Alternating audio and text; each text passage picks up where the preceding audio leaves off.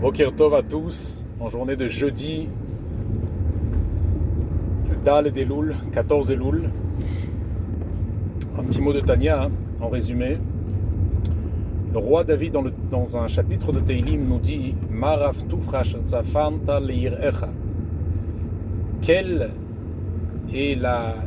immensité de bonté que tu as cachée dans les gens qui te craignent. Et après il dit et que tu as influencé chez les gens qui ont la confiance en toi. Neged b'nei adam, face au personnage.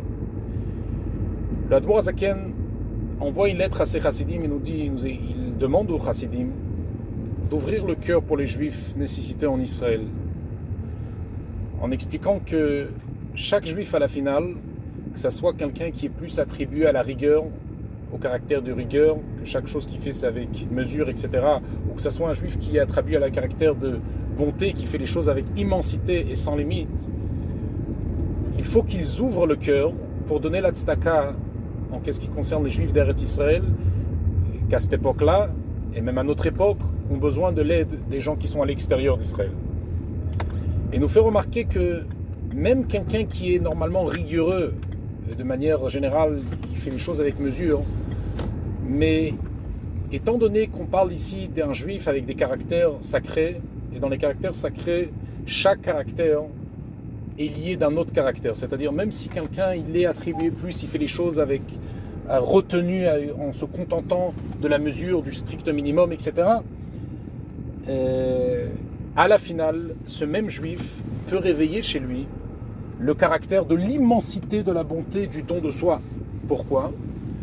Parce que, comme David Amelech il dit, Rav Tufra, c'est-à-dire l'immensité de bonté Asher Tzafanta, que tu as caché, l'ir'echa, des gens qui te craignent, c'est-à-dire la crainte se réfère plus à la rigueur.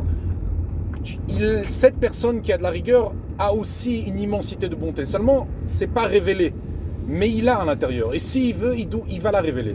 Alors il demande, il supplie que tout le monde ouvre la poche, même les gens qui sont plus, de manière générale, plus, ils se tiennent à la tzedaka de manière mesurée, etc. Ben, ouvrez, même puisqu'ils sont plus attribués à ce caractère de la rigueur, eux aussi, ouvrez vos mains et vos poches pour les gens en Israël, les nécessiteux en Israël.